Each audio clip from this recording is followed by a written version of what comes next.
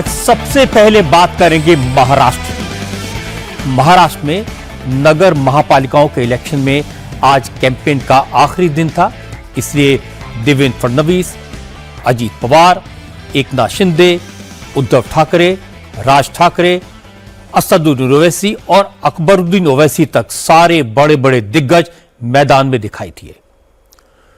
चुनाव तो local body election के हैं, लेकिन कैंपेन के मुद्दे हिंदू मुसलमान से लेकर भारत और पाकिस्तान तक पहुंच गए।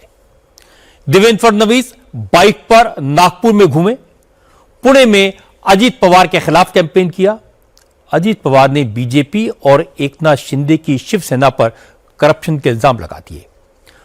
उद्धव ठाकरे ने देवेंद्र फडणवीस को मराठी विरोधी करार दिया, तो नीतीश राणे ने उद्धव ठाकरे पर मुसलमानों के वोट के लिए भगवा छोड़कर हरा चोला ओढ़ने का इल्जाम लगा दिया। बीजेपी के नेताओं ने एकनाथ शिंदे की पार्टी पर वोटर्स को पैसा बांटने का इल्जाम लगाया। कल्याण में तो बीजेपी और शिंदे की शिवसेना के कार्यकर्ता आपस में भिड़ गए, खून खराबा तक हो गया। यानी महाराष्ट्र में महानगर पालिका के इलेक्शन जीतने के लिए सारे समीकरण टूट गए, सारे अलायंस बिखर गए। लेकिन सवाल है कि जो दुश्मनी आज दिखाई दे रही है, क्या वो 16 जनवरी को चुनाव के नतीजे आने के बाद भी जारी रहेगी, या 16 जनवरी के बाद उद्धव ठाकरे और कांग्रेस पे साथ दिखेंगे? बीजेपी और शिंदे की शिवसेना की कड़वाहट क्या दूर हो जाएगी? क्या लोकल बॉडी इलेक्शन के बाद अजीत पवार और शरद पवार साथ आ जाएंगे? इन सारी बातों पर चर्चा करेंगे आपकी बात में, लेकिन सबसे पहले लोकल बॉडी इलेक्शन कैंपेन के आखिरी दिन के रंग आपको दिखा देता हूं। इलेक्शन कैंपेन के आखिरी दिन महाराष्ट्र मुख्यमंत्री देवेंद्र फडणवीस अपने होम डिस्ट्रिक्ट नागपुर की सड़कों पर घूमे, फिर पुणे में कैंपेन किया। नागपुर में फडणवीस ने हजारों कार्यकर्ताओं के साथ बाइक से रोड शो किया। जिस इलाके में फडणवीस का रोड शो हुआ, उसी इलाके में आरएसएस का हेडक्वार्टर है। रोड शो के दौरान कार्यकर्ताओं का जोश देखकर देवेंद्र फडणवीस भी उत्साहित हो गए। उन्होंने कहा कि नागपुर के लोगों का रिस्पांस देखकर यकीन हो गया कि बीजेपी शिवसेना गठबंधन जीत का पिछला रिकॉर्ड तोड़ेगा।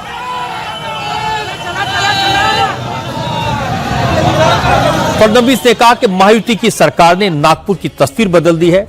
महानगर पालिका में जीत के बाद विकास की रफ्तार और तेज हो जाएगी। नागपुर महानगर पालिका की 151 सीटों में से बीजेपी 143 सीटों पर चुनाव लड़ रही है, जबकि एकनाथ शिंदे की शिवसेना ने 8 सीटों पर उम्मीदवार उतारे हैं।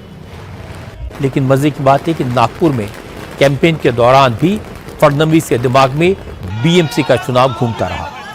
फडणवीस ने कहा इस बार मुंबई में भी बदलाव तय है, बीएमसी में भी महायुति का ही मेयर होगा।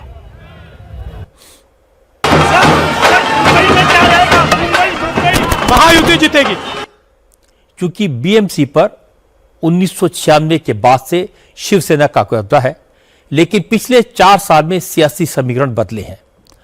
अब उद्धव ठाकरे के हाथ से पार्टी निकल चुकी है, चुनाव चिन्ह भी चला गया है, और महाराष्ट्र में उद्धव ठाकरे की पार्टी का एक ही गढ़ था, मुंबई।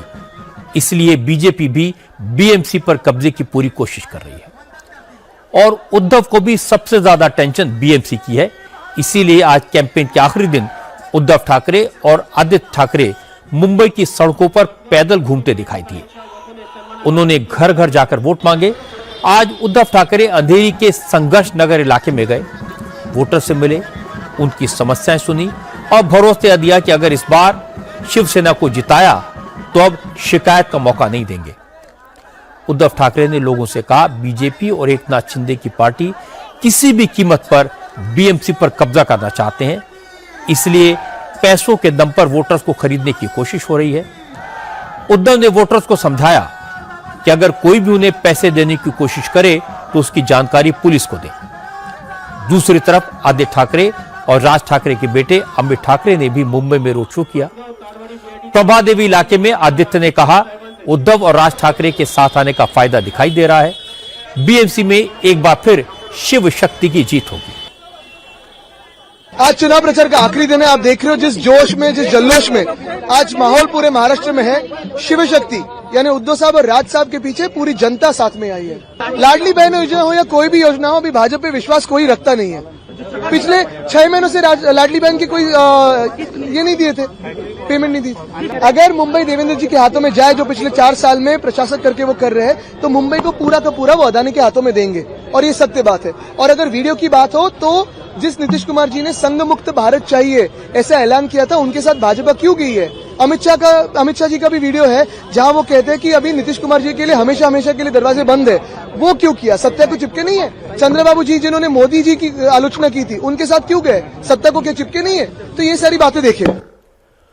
उद्धव ठाकरे और आदित्य ठाकरे भले ही बीएमसी में जीत का दावा कर रहे हों, लेकिन नीतीश राणे मुंबई के लोगों को समझा रहे हैं कि अगर बीएमसी में उद्धव की पार्टी जीती तो मुंबई में हरा रंग ही दिखेगा, इसलिए इस बार वोट सोच समझ कर देना।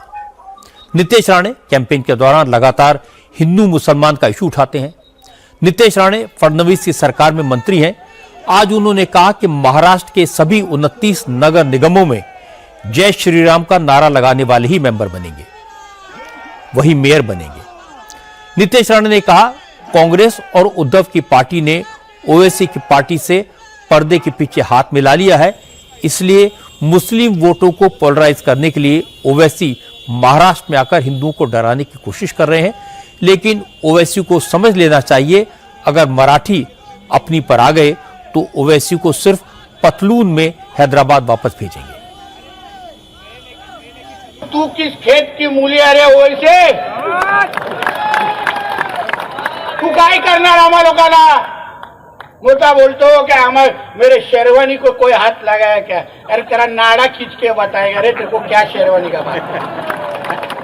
तू मेरे हिंदू राष्ट्र में है, तू ये देवा भाव के महाराष्ट्र में है। हम चाहेंगे ना तो तू वापिस हैदराबाद एक पतलून में जाएगा नहीं, इतनी ताकत हम लोग हमारे महाराष्ट्र में। इथे ना खानला चालवा, ना बाणला चालवा, ना इथे पानाला चालवा, इथे फक्त भगव्याची शानला चालवा, म्हणजे आमच्या कमळला चालवा। नीतीश राणे यही नहीं रुके। विरार बसई की रैली में उन्होंने वोटर से कहा, आई लव मोहम्मद का नारा लगाने वाला किसी कीमत पर नहीं जीतेगा। नीतीश राणे ने कहा कि आई लव मोहम्मद का नारा लगाने वाले लोग लैंड जिहाद, लव जिहाद के सहारे पूरे इलाके की डेमोग्राफी बदलने की कोशिश करते हैं, लेकिन उन्हें याद रखना चाहिए कि ये देवा भाव का महाराष्ट्र है, गड़बड़ी की तो बुलडोजर चलेगा। यहाँ कोई भी आई लव मोहम्मद वाला चुन के नहीं आना चाहिए, कोई भी चुन के नहीं आना चाहिए। फिर यहाँ से दफन भूमि तक ये लोग रुकेंगे नहीं। यहाँ पे लैंड जिहाद के नाम पे, लव जिहाद के नाम पे यहाँ का हिंदू समाज को यहाँ से खत्म कैसे करना है, इस तरीके का षड्यंत्र इन लोग का शुरू हो जाएगा। जहां जहां भी ये जिहादी चुन के जाते हैं वो यही करते, बाकी कुछ करते नहीं। उनको लगता है ये वसई विरार उनके अब्बा के पाकिस्तान में बैठे हुए अब्बा का है, जो कुछ भी करेंगे हम इधर सहन करेंगे। उनको मालूम नहीं ये देवा भाव का महाराष्ट्र है, यहाँ कुछ भी चलेगा नहीं। वसई विरार में नीतीश राणे ने जो कहा उसका जवाब दिया ओवैसी की पार्टी के वारिस पठान ने। वारिस पठान ने नीतीश राणे को नफरती चिंटू और लाल बिच्छू बताया और कहा कि नीतीश राणे हैसियत से ज्यादा बोलते हैं। लोकल बॉडीज के इलेक्शन में जनता नीतीश राणे और उनकी पार्टी को औकात दिखा देगी। देखिए, ये भाजपा के जो नफरती चिंटू है, ये लाल बिच्छू नीतीश राणे ने जो कहा है ये एकदम निंदनीय है, कंडेमनेबल है। उन्होंने हमारी पार्टी के प्रेसिडेंट के लिए गाली निकाली, ये कंडेमनेबल है, ये हेट स्पीच। और हम तो चाहेंगे कि इलेक्शन कमिश्नर इस बात का संज्ञान ले।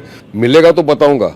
मैं आपके माध्यम से चैलेंज करता हूं ये लाल बिच्छू नीतीश राणे को, वक्त तेरा, जगह तेरी, बोल वारिस पठान अकेला आएगा। डरते किसी के बाप से नहीं है, संविधान की मानते हैं, कायदा कानून का पालन करते, इसलिए खामोश बैठे, वरना मेरी जुबान की आतिशबाजी का मुकाबला नहीं कर सकते। इतना बोलूंगा इनके कान से खून निकल जाएगा। ये चुनाव का माहौल है, हम नहीं चाहते कि कोई गड़बड़बाजी हो। ये डरने घबराने वाले हैं क्या हम? डरते किसी के बाप से भी नहीं है यार हम। और क्या करेगा? मार डालेगा। एक दिन तो मौत आनी है सबको। मौत से किसकी रिश्तेदारी है? आज वारिस पठान की तो कल इनकी बारी है। और डराओगे पाकिस्तान भेज देंगे 16 तारीख को, तो भारत देश किसी के बाप की जागीर है क्या? भारत देश जितना अधिकार भारत पे मेरा है उतना नीतीश राणे का भी नहीं है। नीतीश राणे कुछ भी कहें, ओवैसी का नाम लेकर भले ही उद्धव ठाकरे और कांग्रेस पर अटैक करें, लेकिन असदुद्दीन ओवैसी इस तरह के बयानों का कोई जवाब नहीं देते। ओवैसी का फोकस छत्रपति संभाजी नगर है। ओवैसी ने मुंबई में ज्यादा कैंपेन नहीं किया। ओवैसी ब्रदर्स संभाजी नगर में डेरा डालकर बैठे हैं। छत्रपति संभाजी नगर यानी औरंगाबाद वही इलाका है जहां से महाराष्ट्र में AIMIM का पहला लोकसभा सांसद बना था। इम्तियाज जलील यहां से जीते थे। ओवैसी को लगता है कि औरंगाबाद में उनकी पार्टी के पार्षद काफी संख्या में जीत सकते हैं, इसीलिए उन्होंने छत्रपति संभाजी नगर के ज्यादातर वार्ड्स में रैलियां की और अब डोर टू डोर कैंपेन कर रहे हैं। मुस्लिम डोमिनेटेड इलाकों में ओवैसी को अच्छा खासा सपोर्ट मिल भी रहा है। हालांकि नीतीश राणे के बयान पर असदुद्दीन ओवैसी ने कुछ नहीं कहा, लेकिन धुले की रैली में ओवैसी के छोटे भाई अकबरुद्दीन ओवैसी ने कहा, बात बात पर मुसलमानों को पाकिस्तान भेजने की धमकी देने वाले ये समझ लें कि मुसलमान इस मुल्क के मालिक हैं, किराएदार नहीं। इसलिए कोई मुसलमानों को डराने की कोशिश ना करे। ऐ मुल्क के लुटेरे, कितना लूटना है तू लूट ले, लूटते लूटते तू थक जाएगा, लेकिन हिंदुस्तान का मुसलमान नहीं थकेगा। सुन ले मोदी, सुन ले मोदी भक्तों, सुन लो सुनने वालों, ना मैं अपना कलमा छोड़ने तैयार हूं, ना मैं अपनी कुरान छोड़ने तैयार हूं, ना मैं अपनी शरीयत छोड़ने तैयार हूं, ना मैं अपनी मस्जिद छोड़ने तैयार हूं, ना मैं अपना हिजाब छोड़ने तैयार हूं, ना मैं अपनी बस्ती छोड़ने तैयार हूं, ना ही मैं अपने मुल्क हिंदुस्तान को छोड़ने तैयार हूं। ये मुल्क मेरा था, मेरा है, मेरा रहेगा।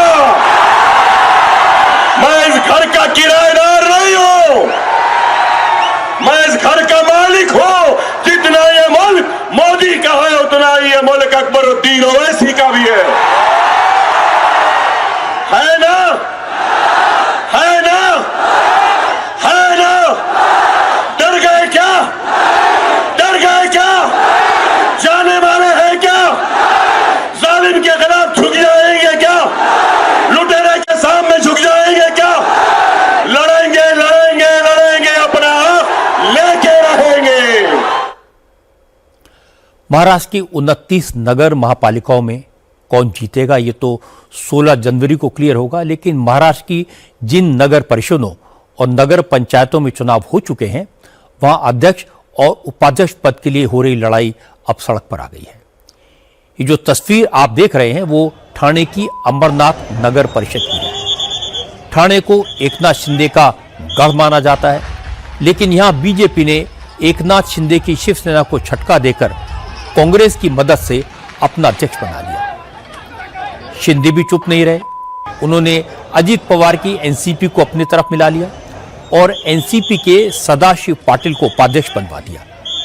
इसके बाद बीजेपी और शिवसेना के कार्यकर्ताओं के बीच झगड़ा हो गया। उपाध्यक्ष पद पर हार से नाराज बीजेपी के सपोर्टर शिंदे की शिवसेना के कार्यकर्ताओं से भिड़ गए। हालत ये हो गई कि पुलिस बुलानी पड़ी, तब जाकर हालात काबू में आए। अमरनाथ में बीजेपी शिवसेना के कार्यकर्ताओं में सिर्फ लात घूंसे चले, लेकिन कल्याण डोंबिवली में तो दोनों पार्टियों के नेताओं ने एक दूसरे के सिर फोड़ दिए। कल्याण डोंबिवली में कैंपेन के आखिरी दिन बीजेपी के कार्यकर्ताओं और एकनाथ शिंदे के सपोर्टर्स का झगड़ा काफी बढ़ गया, लाठी डंडे चले और इसके बाद शिवसेना के 2 उम्मीदवार नितिन पाटिल और रवि पाटिल सहित 12 लोगों के खिलाफ मामला दर्ज किया गया। शिवसेना के 5 कार्यकर्ताओं को गिरफ्तार किया गया है। कल्याण डोंबिवली में वैसे तो बीजेपी और शिवसेना शिंदे गुट मिलकर चुनाव लड़ रहे हैं, लेकिन एक सीट पर दोनों पार्टियों के उम्मीदवार आमने सामने हैं, इसलिए यहां टकराव हो रहा है। आज झगड़ा उस वक्त शुरू हुआ जब शिंदे गुट के कार्यकर्ताओं ने बीजेपी पर वोटर्स के बीच पैसे बांटने का आरोप लगाया। शिंदे गुट ने दावा किया कि उन्होंने बीजेपी कार्यकर्ताओं को पैसा बांटते हुए रंगे हाथ पकड़ा है। जैसे ही खबर फैली तो बीजेपी के कार्यकर्ता भी मौके पर पहुंच गए और एक दूसरे पर हमला कर दिया। इस झगड़े में बीजेपी उम्मीदवार आर्या नाटेकर के पति ओमनाथ नाटेकर को गंभीर चोटें आई हैं। उनकी हालत नाजुक बताई जा रही है। शिंदे गुट के उम्मीदवार नितिन पाटिल भी घायल हुए हैं। बीजेपी और शिवसेना के बीच चल रही इस लड़ाई को लेकर महायुति में शामिल अजीत पवार ने चुटकी ली। अजीत पवार ने कहा, इन दोनों पार्टियों के कार्यकर्ताओं के बीच चल रही जंग से उन्हें हैरानी नहीं है। ये लोकल बॉडी इलेक्शन है, इसमें छोटे मोटे झगड़े होते रहते हैं। चुनाव के बाद सब ठीक हो जाएगा। लोकल बॉडीज के चुनाव अपने अपने कार्यकर्ताओं को मदद होने के लिए, ताकत देने के लिए हमेशा हम एक दूसरे के खिलाफ ही लड़ते थे।